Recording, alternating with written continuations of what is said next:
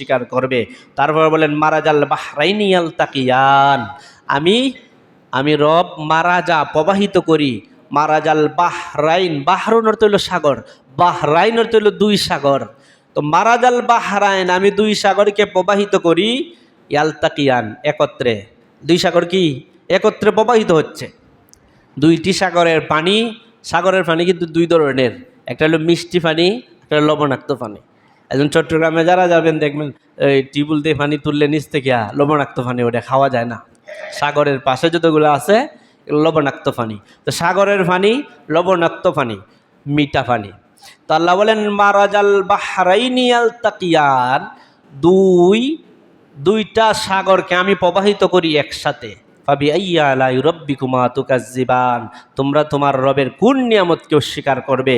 এরপরে বলেন বাইনাহুমা বারযাখুল লা ইয়াবগিয়ান, দুইটারে তো আমি একসাথে প্রবাহিত করি, কিন্তু দুইটার মধ্যে একটা আটটায় কখনো মিলিত হয় না। জোরে বলেন সুবহানাল্লাহ। অর্থাৎ মিষ্টি পানি এবং লুনা পানি, মিষ্টি পানি কখনো লুনা পানির গিয়ে মিশ্রিত হয় না, আর লুনা পানি কখনো মিষ্টি পানি তাইসা মিশ্রিত হয় না। মিষ্টি পানিও চলে মিষ্টি পানির এলাকা বায়, লুনা পানিও চলে লুনা পানির এলাকা বায়, একটা আরেকটার এলাকার মধ্যে যায় না। আমি আল্লাহ বারজাক সৃষ্টি করে দিয়েছি, একটা পর্দা সৃষ্টি করে দিয়েছি, একটা অন্তরায় সৃষ্টি করে দিয়েছি, তারা একসাথে চলে, কিন্তু খার গাঁয়ে খাও লাগে না। কখনো লুনা ফানি মিষ্টি ফানির এলাকাত যায় না, কখনো মিষ্টি ফানি লুনা ফানির এলাকাত গিয়া একটার সাথে আরেকটা মিশ্রিত হয় না। প্রত্যেকের নির্ধারিত গন্তব্যস্থলে পাশাপাশি মিল্লামিশই চলতেছে, কিন্তু কারো সাথে কার আঙ্গাঙ্গিভাবে একটার সাথে আরেকটা মিলে না। আপনি আমাকে যদি গ্লাসের মধ্যে পানি দেওয়া হয়, বলে এটা হলো বাহুবলের পানি, এটা হলো অবিঞ্জের পানি, দুইটাই মিলল না, মানবনি না? একানই যাবে গিয়া আটখানে যেত না, যত নিয়ম বলেন না কেন সম্ভব নয়। তো আল্লাহ বলেন মারাজাল বাহরাইনি ইয়ালতাকিয়ান, দুই সাগরের পানিকে আমি একত্রিত প্রবাহিত করতেছি, আর বাইনাহুমা বারযাখুল লা ইয়াবগিয়ান, দুইয়ের মধ্যে আমি একটা বর্জক সৃষ্টি করে দিয়েছি, অন্তরায় সৃষ্টি করে দিয়েছি।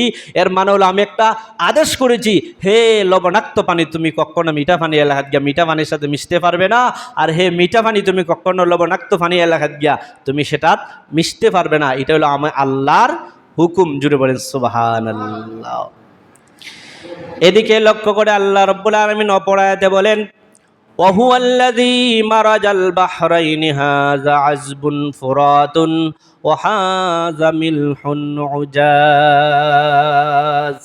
আল্লাহ রাব্বুল আলামিন বলেন তিনি হলেন আল্লাহ, আল্লাযী যিনি মারাজাল বাহরাইনি দুই সাগরকে প্রবাহিত করতেছেন, হাযা আযবুন ফুরাত, একটা হলো ফুরাত, একটা হলো লবণাক্ত পানি, ওয়া হাযা মিলহুন উজাজ, আরেকটা হলো মিষ্টি পানি। ওয়া জাআলা বাইনাহুমা বারযাখুন, দুইয়ের মধ্যে রব্বুল আলামিন একটা বরজখ সৃষ্টি করে দিয়েছেন, অন্তরায় সৃষ্টি করে দিয়েছেন।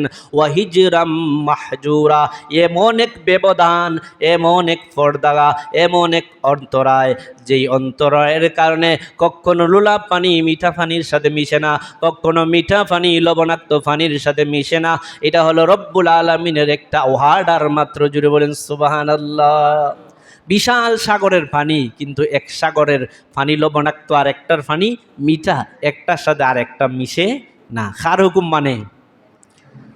তো আল্লাহ বলেন হুয়াল্লাযী, তিনি আল্লাহ, যার হুকুম একটা সাগরের পানিও মানে লবণাক্ত পানির জায়গার থেকে মিষ্টি পানির জায়গার থেকে একটা আরেকটার সাথে মিশ্রিত হয় না।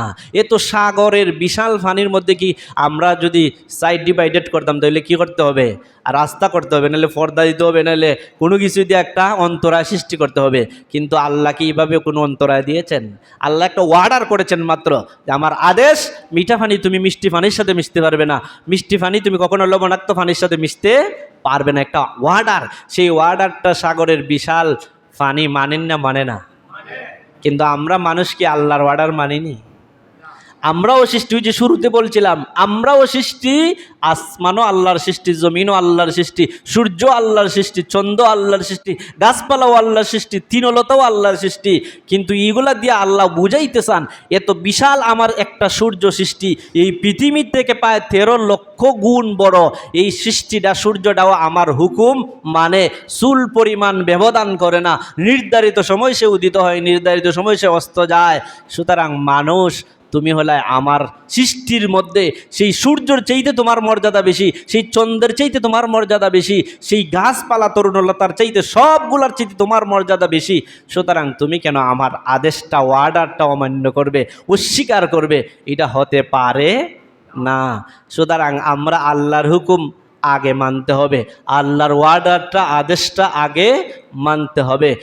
আর যদি না মানতে পারেন, অলসতার বশবর্তী হয়ে কোনো আনুষঙ্গিক কারণে কখনো অস্বীকার করবেন না, নাফরমানি করবেন না। কারণ আপনি যদি আপনার মার কথা মনে করেন শুনেন না, ওইটা শুনছে না, মনে আঙ্গা যায় না।